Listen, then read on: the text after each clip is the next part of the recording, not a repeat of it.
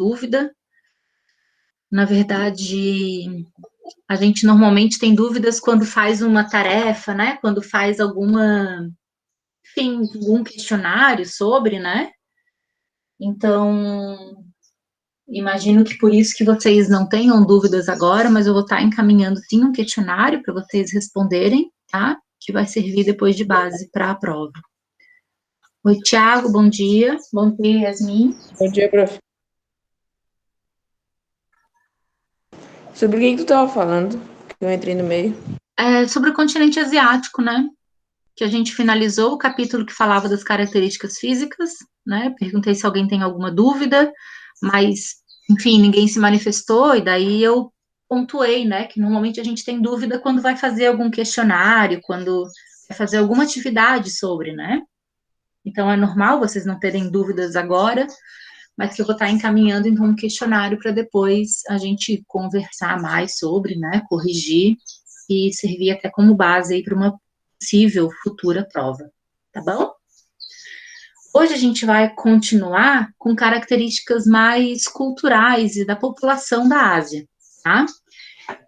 Ou seja, capítulo 17, página 196.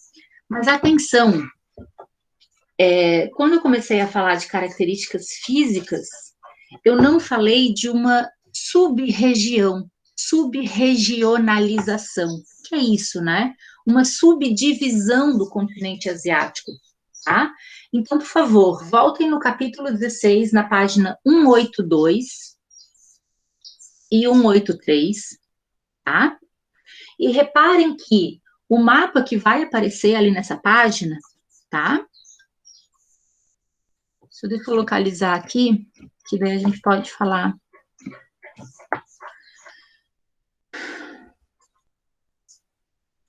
E eu posso falar com base, né, que eu estou apresentando aqui. E fica mais fácil depois, caso vocês queiram assistir a aula, né, para estudar para a prova, se for preciso.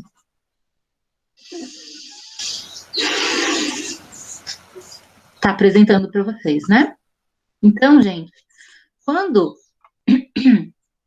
se fala, né, página 182, quando se fala de continente asiático, se fala também de uma divisão, de uma regionalização, tá? Lembrem que a regionalização, ela se dá, né, através de um critério, um ou mais critérios, tá? Que vai unir, que vai juntar áreas, né, com essas características comuns, né, que se diferenciam de outras. Então, por exemplo, na divisão do continente asiático, a gente vai ter o leste da Ásia, tá? Que vai estar nessa coloração rosa mais forte, e vai ser composta ali por Japão, as Coreias, Mongólia e China, tá? Essa área aqui. A gente vai ter a Ásia Ocidental, tá? Lembrem que Ocidente, né, é mais próximo, então, é oposto ao Oriente, né? É o lado leste, é o lado oeste, tá? Então, aqui também pode ser chamado Oeste da Ásia, né? A Ásia Ocidental. Fica nessa porção aqui. Essa área, galera, também é chamada de Oriente Médio, certo? Bom dia, Matheus. A gente está na página 182 do livro, certo? Pega o seu livro aí. Então, essa sub-região Oriente Médio, né, vai ser composta por vários países. Turquia é um deles, né? Lembrem que a Turquia tem uma porção que fica na Europa, outra porção que fica na Ásia, tá? Além disso, enfim, só para falar alguns, né? Síria, Jordânia, Arábia Saudita, tá? Omã, só para falar alguns, certo? A gente vai ter o sul da Ásia, né? Ou Ásia Meridional, tá? Também é outro nome que ela recebe, que é composta por esses países aqui, ó. Aí no livro de vocês está na cor verde, né? Principalmente Índia, Paquistão, Irã, tá? E também a parte da Rússia, né? Que é chamada de Sibéria, ou pode ser chamada também de Ásia Setentrional, ou seja, está mais ao norte, ou até norte da Ásia, também a gente vai encontrar essa região, né? E para finalizar, é composta pela Rússia, tá? A porção da Ásia, da Rússia, tá? E a parte do sudeste da Ásia, tá? Lembra que o sudeste fica entre o sul e o leste, ou seja, é essa porção aqui conformada principalmente por algumas, né, ilhas vulcânicas, né, ilhas oceânicas, né, e claro, Mianmar, Vietnã, Camboja, Laos, Tailândia, são alguns outros países dessa sub-região, tá? Aí reparem que na página 82, 182 e 183, a gente vai ter quadradinhos, né, na mesma cor, então, dessas subdivisões, né? O que a gente pode falar características básicas, né, da Ásia Central? Por favor, Tiago, lê para mim o quadradinho rosa que está ali na página 182, logo abaixo ao mapa, que eu estou apresentando aqui na tela também. Essa região, composta de países que pertenciam à antiga União Soviética, com destaque para o Cazaquistão e o Uzbequistão, respectivamente, o país mais extenso e o mais populoso. É marcada por influências russas e islâmicas. A economia dos países da Ásia Central baseia-se predominantemente no extrativismo mineral, principalmente de carvão e petróleo. Nessa região, encontram-se grandes extensões de desertos. Ou seja, gente, o livro traz, né, assim como outras informações bastante gerais, genéricas, tá? E o que é importante, qual é a característica que eu acrescento a mais aqui na Ásia Central? Reparem que todos os países terminam com ão, né? Dá uma olhada ali, quais são os países? Cazaquistão, Uzbequistão, Quirguistão, Tajiquistão, Turcomenistão, tá? No inglês, acaba com o stan, S-T-A-N, tá? O que significa isso? Por que há essa identidade, né? Na língua persa, tá? Stan significa país, tá? Então, são os países dos Cazaquistãs, né? O país dos Quirguistãs, né? Dos Tajiquistãs, tá? Atenção para essa região também. Reparem que ela não tem contato com o mar, tá? Não ter contato com o mar é ruim por quê? Porque é ruim para exportar, tá? A gente sabe que grande parte da exportação de grãos, de minérios, né, se dá por grandes navios cargueiros, né? E se você não tem o acesso ao mar, e você, além de pescas, enfim, né, se você não tem o acesso ao mar, você precisa negociar com os países que estão ali próximo, né? Ou você precisa investir muito em hidrovias, né, em ferrovias, em rodovias, né, para ter outros acessos, tá? É só algo que eu acrescento a mais nessa região da Ásia, tá? Que foi lido, que o Thiago leu ali para gente. Duda, você pode ler para gente essa característica da Rússia asiática ou da porção setentrional da Ásia? A porção asiática do país também é conhecida como Sibéria, em razão do frio extremo apresenta baixa densidade demográfica, sobretudo no norte da região. Embora existam indústrias em cidades no sul da Sibéria, sua atividade econômica predominante é o extrativismo mineral, com destaque para o petróleo. Uhum. Galera, qual é a semelhança que a gente observa na Ásia Central e na Rússia Asiática ou na Ásia Setentrional, né? A atividade econômica voltada para o primeiro setor da economia, a extração de minérios, tá? Sudeste da Ásia, por favor, Estela. Sudeste, dá uma olhadinha ali, ó, Mongólia, Coreia, Japão e China. Nessa região predominam florestas tropicais e climas úmidos, influenciados pelos ventos de monções. Destacam-se Singapura, Tailândia, Malásia e Indonésia, países industrializados de acelerado crescimento econômico. No entanto, há também países pobres e pouco industrializados, como Laos e Camboja. Perdão, gente, perdão, né? Cometi um erro ali, eu fui direto na cor alaranjada do mapa, porque o quadrinho é alaranjado, né? Mas o sudeste da Ásia é o que está em marrom ali no mapa, tá? Perdão, corrigindo então, tá? Se liguem que, falando da economia especificamente, né? Porque fala ali que tem países pobres, né? E pouco industrializados. Mas lembrem que a industrialização de grande parte, de parte desses países, né? É aquela industrialização que a gente viu no começo do ano, daquelas pessoas que ganhavam centavos para fazer uma roupa, para costurar uma roupa, lembram disso? Ou para fazer um tênis, uma chuteira, tá? Ou seja, a mão de obra nesses países é mais barata, né? Consequentemente, é muito mais fácil empresas transnacionais se instalarem, tá? Também no sudeste da Ásia, além da China, enfim, a gente vai falar depois, né? Mas para aproveitar, então, essa mão de obra barata. Essa lei trabalhista flexível, que a pessoa pode trabalhar 300 horas por dia, não ter acesso a férias, né? Nunca se aposentar, ou seja, né? Morrer de tanto trabalhar. Leste da Ásia. Vitor, lê pra gente. Leste da Ásia, lembrando, então, né? O que a gente vai encontrar ali no mapa, agora sim, né? Mongólia, China, as Coreias e o Japão. Bruno, você pode abaixar um pouquinho aí a tela, por favor? Tu não tá com o seu livro? Não, eu tô acompanhando aqui pela Ok. Vai leste lá. da Ásia. Nessa região, também chamada de Extremo Oriente, localiza-se a maioria da economia mais industrializada, moderna e dinâmica da Ásia, com destaque para a China, país mais populoso e segunda maior economia do mundo. Japão, terceira economia mundial e Coreia do Sul. Ou seja, né, o livro traz essa característica muito forte para a densidade populacional da China, né, para a importância econômica da China, mas também a importância econômica do Japão, né, sendo que essa região, então, grande parte da economia vem da indústria, do segundo setor da economia, tá?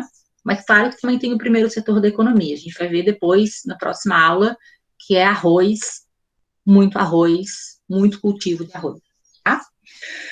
Para falar do sul da Ásia, por favor, Arthur, lê pra gente ali, ó, sul da Ásia, que engloba, né, Irã, Paquistão, Afeganistão, Índia, Nepal e Butão, Bangladesh.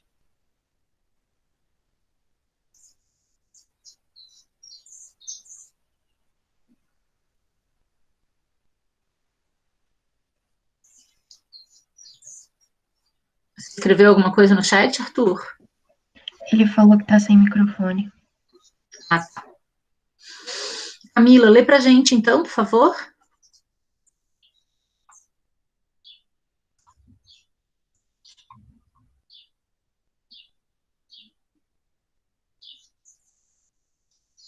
Então tá, vai ficar a minha voz. Olha só, sul da Ásia, né?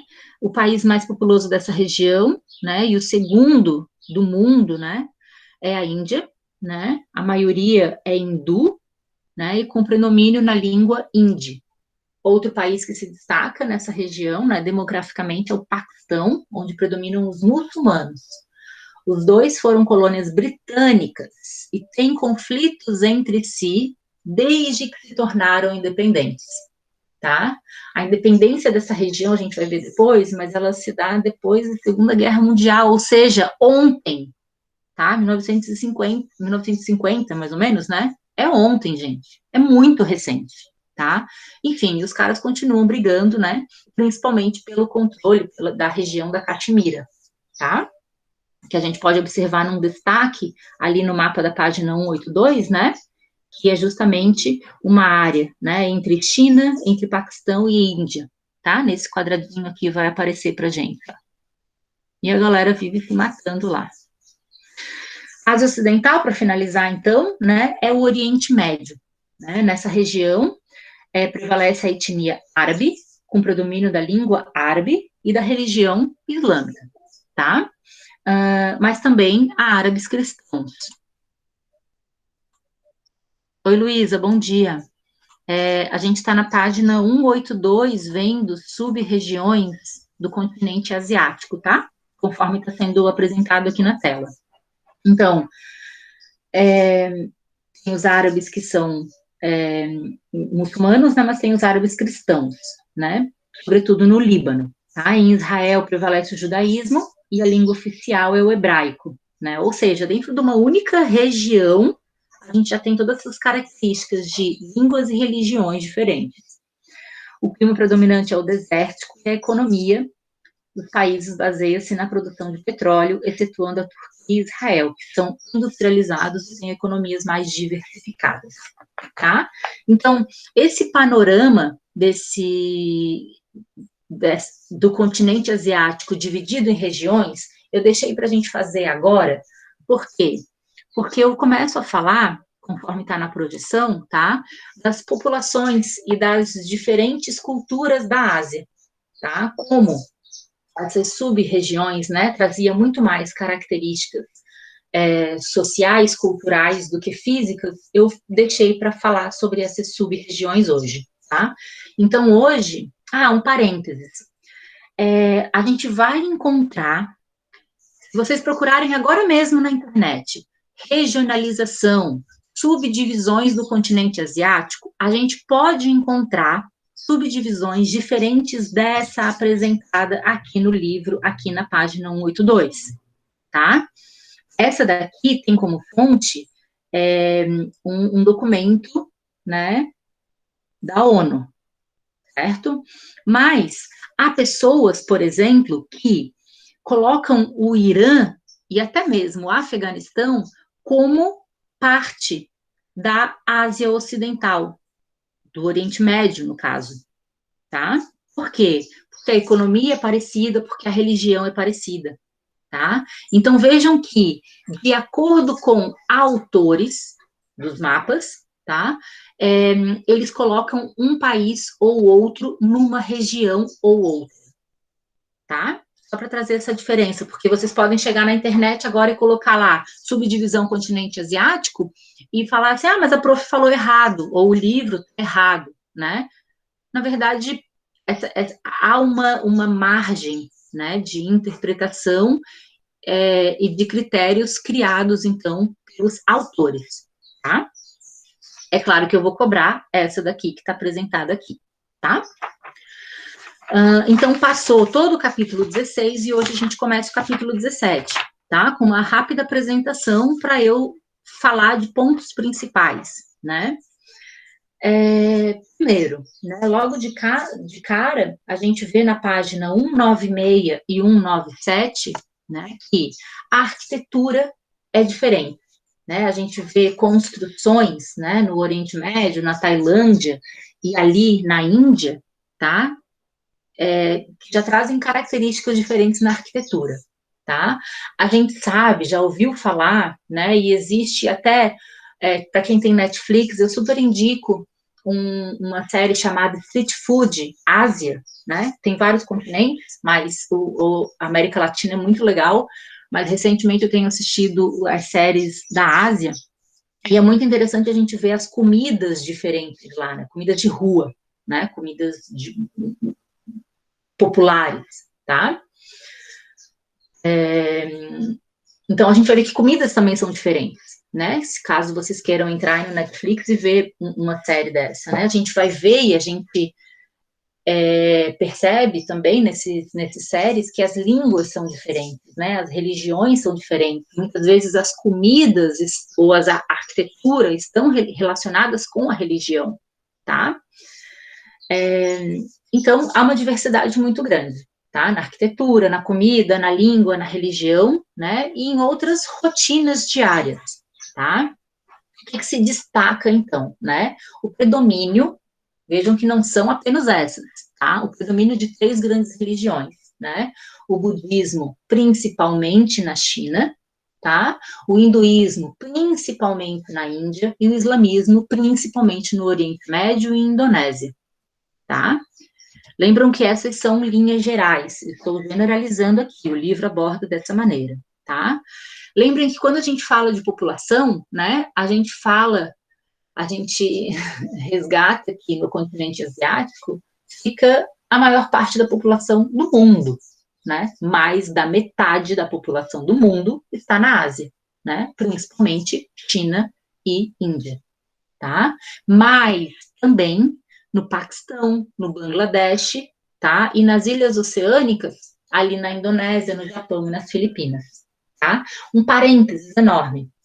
A gente viu na aula passada que o vulcanismo, o tectonismo nessa região é muito grande, né? Ali no sudeste asiático, certo? Lembrem que a gente tem imagens no nosso livro que mostram, inclusive, essa cadeia, né,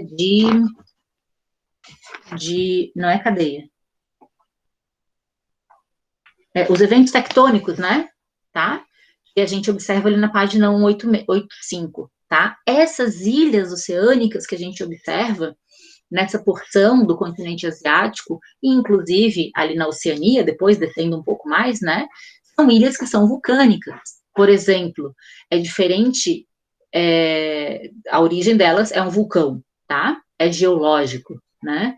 É diferente, por exemplo, da ilha do Campeche, ou da ilha do Francês, né? Ou da ilha de Santa Catarina, né? Florianópolis, essa porção insular, se comparada com o continente, tá? A nossa formação aqui, né, é igual a do continente. Então, por isso que a gente não recebe o nome, né, o título de ilha vulcânica, tá? Para trazer essa diferenciação. Então, são ilhas que são vulcânicas. Com relação à densidade média, galera, imagina que tem lugares que tem mais de 500 habitantes por quilômetro quadrado. Tem lugares que tem menos de 3 habitantes por quilômetros quadrados, tá? Isso aí vai trazer uma média, né, conforme aqui o livro, eu não fiz a matemática, mas vai trazer uma média de 145 habitantes por quilômetros quadrados, tá? Galera, onde que eu vou ter menos habitantes?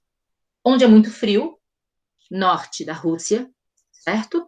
Onde é topo de montanha, eu tenho a Cordilheira do Himalaia, tá? É uma área de mais de 7.000 metros. Então, eu vou ter menos gente morando nessas áreas, certo? Ou onde tem muito calor, onde é muito seco, no deserto, tá? Lembrem de associar essas características físicas com a humana. É muito quente, muito frio, muito alto, opa, menos gente morando, tá? A menos que haja algo especial, tá? Em alguma região assim, tá? Onde que mora mais gente? Planícies, né? Banhando rios, principais rios ali da região, tá? É ali onde vai ter mais gente. Ou urbano industrial, onde tem mais acesso à saúde, à educação, onde tem mais acesso ao trabalho, à economia, tá? Então, as densidades populacionais, vejam ali no mapa da página 197, tá? Vão estar concentradas, né, nas porções onde estão mais escuras nesse mapa ali, que é apresentado nessa página, tá? Principalmente, né, ao longo dos rios, né, principalmente nas planícies e nas porções urbano-industriais, tá? O que eu quero falar mais? Ah, tá. Que, como é o maior continente, como tem muitas cidades, né? Como tem muita gente, eu vou ter um continente com muitas megacidades. Lembrando que megacidade, né, é uma característica quantitativa, né? Não diz respeito à qualidade, diz respeito a mais de 10 milhões de habitantes, certo? Eu vou encontrar nesse continente, inclusive, a única metacidade, tá? Metacidade não está nem no livro de vocês esse conceito, tá? Recentemente que eu assisti uma aula aí de cursinho, de Enem, que eu ouvi falar desse nome, desse conceito da ONU, tá? Metacidades são aquelas cidades com mais de 30 milhões de habitantes, tá? Que cidade é essa? Tóquio. É a única no mundo, tá? Que a gente vai encontrar, tá? Na verdade, mais de 30, né? Quantos são? 38 milhões de habitantes numa cidade, tá bom? E eu vou encontrar, então ali no livro, né, na página 198, a gente vai ver algumas dessas megacidades, né? A metacidade Tóquio, né? E outras megacidades, Delhi, que fica na Índia, Xangai, que fica na China, Mumbai, na Índia, Pequim, na China, e tudo que está ali naquele gráfico de barras da página 198, só para trazer alguns exemplos aqui, certo? E eu vou encontrar também muitas cidades globais. Lembrem que cidades globais está relacionado com qualidade, com influência dessas cidades sobre outras cidades, sobre uma região, tá? Eu vou ter cidades que agregam, que atraem mão de obra, né? Vou ter cidades com bons acessos à educação, à saúde, que fazem com que pessoas que estão naquela região, ao redor, busquem esses serviços, por exemplo, tá? Bancos, empresas transnacionais vão buscar essas cidades, por quê? Porque elas têm uma alta e grande rede de comunicação, uma alta desenvolvida rede de transportes, beleza? Quando eu falo de megacidade, eu estou falando de qualidade, né? Ou cidades globais, tá? Ai, perdão, peraí. Megacidade, quantidade. Quando eu falo de cidades globais, né? Estou falando de quantidade. Qualidade. Perdão. E daí, ali na página 198, também tem uma tabela, né, que vai classificar em alfa mais e alfa menos algumas dessas cidades globais. Reparem que, tá, eu tenho algumas cidades globais que também são megacidades, tá? Ou seja, eles conseguem em cidades com muita gente, tá? Com muitos habitantes, com mais de 10 milhões de habitantes, também apresentar uma qualidade, né, de vida, também apresentar uma qualidade de influência e interesse de outras cidades ou de outras regiões do mundo, tá? Como, por exemplo, Tóquio, Xangai, Pequim, Mumbai, Delhi, tá? São exemplos de megacidades que também são cidades globais, tá? Como é que eu fiz isso? Comparei o gráfico ali de megacidades com a tabela de cidades globais, da página 198, beleza? Dando continuidade à urbanização e desenvolvimento urbano, tá? Humano, tá? Falei de desenvolvimento humano, falei de IDH, Índice de Desenvolvimento Humano, tá? Nesse continente, galera, a maior parte das pessoas vivem em áreas rurais, né? É curioso esse dado, né? Mas a gente tem grandes extensões de terras, né? A gente tem grandes áreas que, por mais que se tenha dificuldades, né, de clima ou de montanhas, né, são pessoas espalhadas, né, por todo o continente, tá? Então, a gente ainda tem, né, um maior número de pessoas vivendo no campo e não na cidade, né? Mas esse processo de urbanização, né, ou seja, de maior número de pessoas na cidade do que no campo, tá? Ela é uma questão de tempo, é uma questão de processo, né? Porque muita gente vai buscar uma melhor qualidade de vida nas áreas urbanas, né? Vai buscar, nem sempre vai encontrar, tá? Porque a gente vai ver que vai ter situações de pobreza extrema, né? Existem exceções? Sim. Olha que curioso. Singapura, enfim, que é minúscula, né? A Singapura é uma cidade-estado, né? Vai ter 100%, assim como Kuwait, vai ter 100% da população que é urbana, tá? Mas por quê? Porque são áreas muito pequenas, ou porque são áreas que apresentam muitas características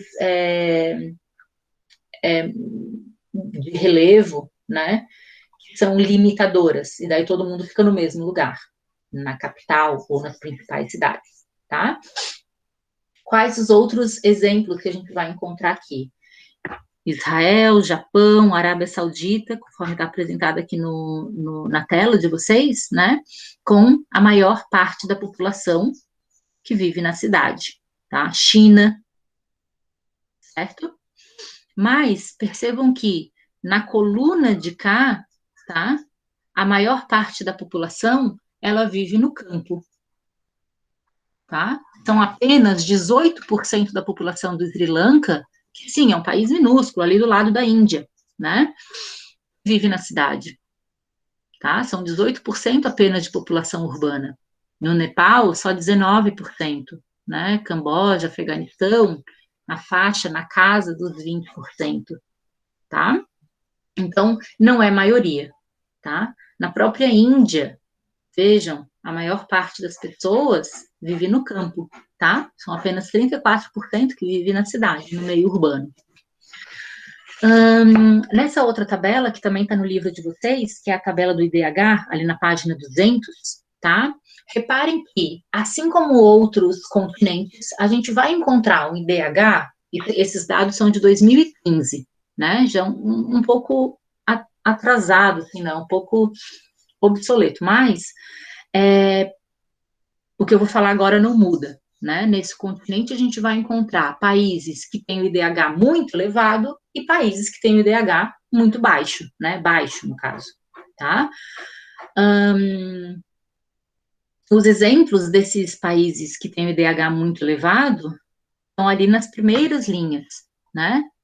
Reparem que faz até uma posição, né, entre os principais países com os melhores IDH, tá? Lembrem que IDH engloba, né, a expectativa de vida ao nascer, né, o quanto, que idade que essa pessoa, né, vai morrer aproximadamente, tá? A escolaridade, quantos anos de estudo essas pessoas têm desses países, ok? E a questão da renda, né? Quanto que essas pessoas ganham, tá? Reparem que há uma desigualdade muito grande, né? Vejam que na Arábia Saudita há pessoas que estudam apenas 9 anos na vida deles, né? Durante uma vida inteira, uma vida de 74 anos, em média, tá? E daí reparem que, mas pode chegar a 16, ou seja, tem uns que têm mais acesso à educação e outros que têm menos acesso à educação, né? Reparem que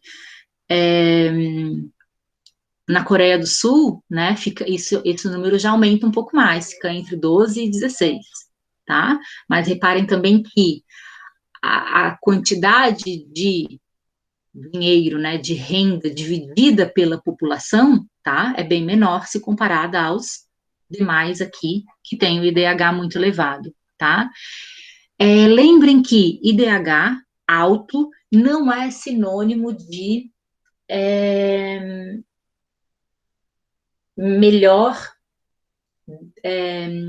melhor acesso à saúde e educação. Lembrem que isso fica concentrado na mão de uma minoria, tá? Não equivale a todo mundo, né? Esse PIB per capita, por exemplo, tá? A gente já fez algumas dinâmicas na sala e a gente percebeu que essa divisão de PIB per capita, por exemplo, de renda nacional per capita por pessoa, né? Ela não equivale à realidade, ela é um dado, né? Quando eu falo para vocês assim, o Tiago tem R$1 no bolso, o Vitor tem R$10 e eu tenho R$100, né? Eu somo esses 3 valores, né? Ou seja, R$111 e distribuo per capita para a sala inteira do 9º ano, né? Mas espera aí, isso é mentira, né? Eu continuo com meus R$100, me desculpa, né? A Camila, que não tem nada no bolso, vai ganhar, na teoria, né? Parte desses R$111, tá? Assim como os demais, tá? Então, é uma teoria, é uma divisão que é hipotética, tá? Há uma concentração de renda muito grande, ok? Aquele com baixo IDH, olha aqui, ó. Aí, no exemplo, né, dos países que vivem com baixo IDH. Repara, galera, faz a comparação. Peraí, faltam 3 para as 11. Ela vai até 11h05, beleza. Faça uma comparação, tá? Em média, uma pessoa no Afeganistão tem entre 3 e 10 anos de escolaridade, tá? Em média, essa população vive apenas até os 60 anos, né? A idade dos avós de vocês, ou talvez até dos pais de vocês, né? Depende de cada família, tá? Reparem que o pior IDH, né, o país que está em última posição é o Afeganistão e antes a Síria, tá? E daí repara, gente, que por que será que uns países têm um IDH pior que outro? Quais são os processos que fazem com que a economia e a, a proteção social não exista? Você sabe me responder?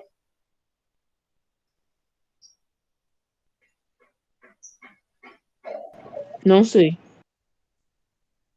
Alguém sabe? Alguém escreveu aí no chat?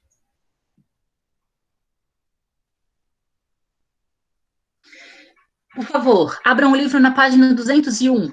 Leiam a primeira frase da página 201. Ela fala o seguinte: a Síria e o Afeganistão, os dois países de baixo IDH do continente asiático, estão envolvidos em longas guerras civis, tá? Guerra civil, galera. Imagina o bandinho do Campeche brigando com o bandinho do Rio Tavares ou do Porto da Lagoa, disputando uma área territorial, disputando que religião é melhor que outra, tá? Isso acontece por quê, gente? Porque normalmente vem de uma história, tá? De colonização, de colônias de exploração, tá? Nessa história, há os governantes que assumem essas áreas, que assumem esses países, tá? Eles são corruptos e são ditatoriais, tá? Vamos supor que a gente via muito, né? Enfim, ano passado, retrasado, greve dos professores do município de Florianópolis, tá? O direito de se manifestar, né? Isso não existe nesses países, tá? Ou em algumas cidades onde os governos são ditatoriais, né? Ah, você vai se manifestar? Você quer aumento? Você quer férias, 13º? Ou você quer melhor condição de trabalho? Ah, tá. Não existe isso. Vai para casa ou morre, tá? Infelizmente é essa a realidade, né, de governos ditatoriais. E reparem, lembra que a gente falou, tá aqui no slide, gente, na tela, ó, que a Europa tinha um estado de bem-estar social. O que aconteceu depois da Segunda Guerra, galera? Eles investiram em saúde, em educação, né? Eles investiram numa população saudável, crítica, autônoma, certo? A gente vai encontrar isso na Ásia, galera? Não, muito pouco, em alguns poucos países, tá? Então, essa realidade de acesso a programas sociais, né, que envolvem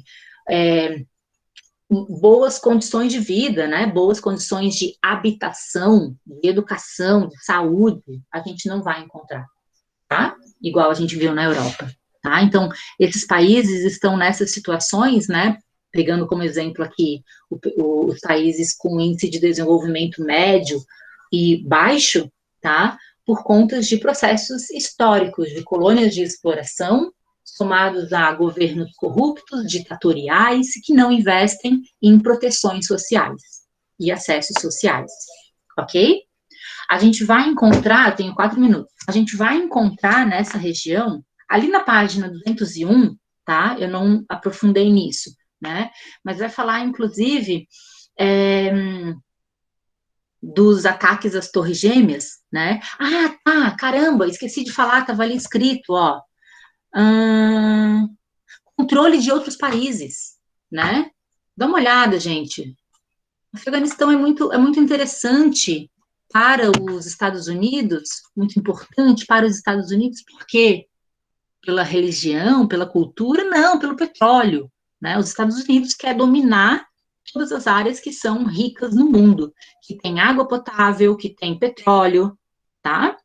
Não sou eu que estou falando isso. Se vocês lembrarem do final do ano passado, 8º ano, vocês vão lembrar que no final do livro, né, o último tema que a gente trabalhou foi América do Norte, um dos últimos, né, foi América do Norte, né, e a gente viu o potencial, o arsenal bélico, né, e o poder dessa nação, que permanece até hoje, né, por isso que a gente torce para o Trump não ganhar, por exemplo. A gente,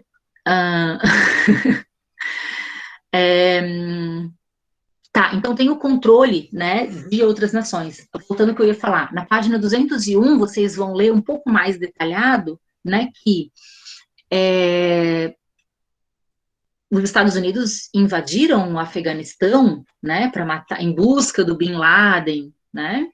Lembrem que existem coisas que a história não conta, né, ou existem outras histórias, né, para além daquela que é mais divulgada na mídia, na grande mídia, por exemplo, né.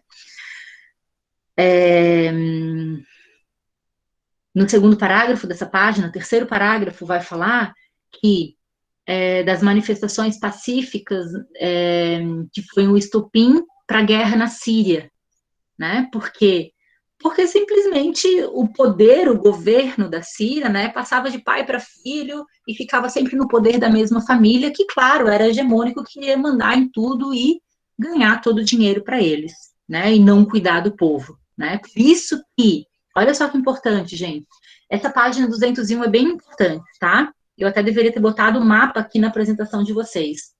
A gente vai ter migrações dos sírios. Eu não sei se vocês se recordam quando a gente trabalhou Europa, né, que tinham gráficos de barra que falava de recebimento de refugiados sírios, né? A gente vai ter muitos sírios que vão migrar para os países vizinhos, tá?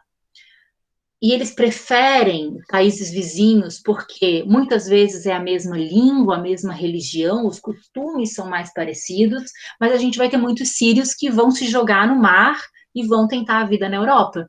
E daí sim, a Alemanha é um exemplo, né, de país que recebe muitos refugiados sírios, tá? Eu não vou conseguir chegar no último slide aqui que vai falar da pobreza extrema, mas galera, só abram ali o livro na página 203 e deem uma olhada naquela imagem, né, de uma comunidade, de uma favela em Calcutá, na Índia, tá?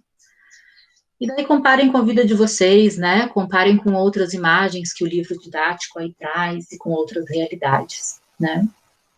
A gente termina na próxima aula, galera. Eu vou mandar um questionário para casa, tá? Sobre esses 2 capítulos, para depois a gente conversar um pouco mais. A aula hoje era isso.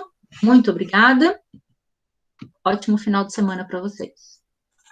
Tchau, Tchau, prof. Tchau, amores. Prof. Tchau, tchau.